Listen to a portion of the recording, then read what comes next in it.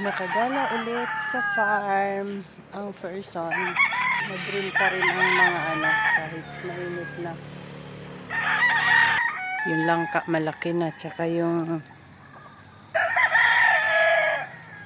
aratilis. Maya may mga prutas na dito. Malalago na pati mga kalamansi. Pati yung mga nyug ang lalaki na.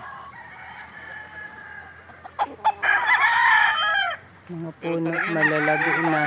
Ang lago ng mga puno. Malilom na dito maya.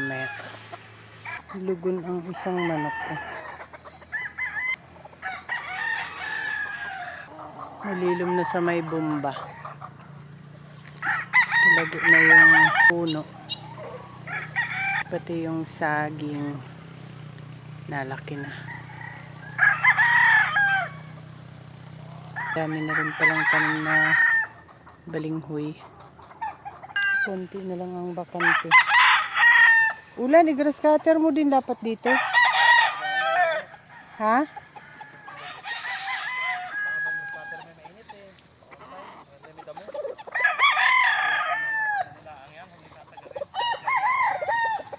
Pag pumupunta kami dito sa farm, lahat ng nakataling manok ay hinahawakan ni J. Fern at tinitingnan kung ano ang tayo ng katawan.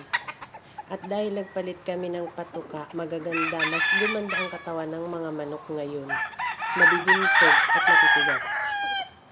Hindi pa nagkakasupang itong isang saging.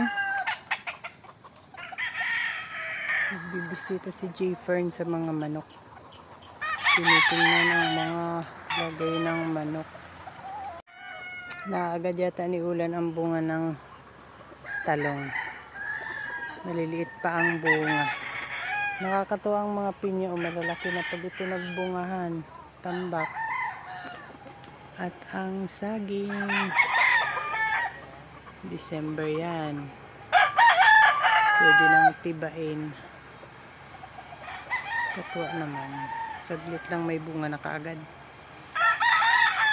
That's all guys. Thank you so much for watching. Please like, share, and follow for more. Bye!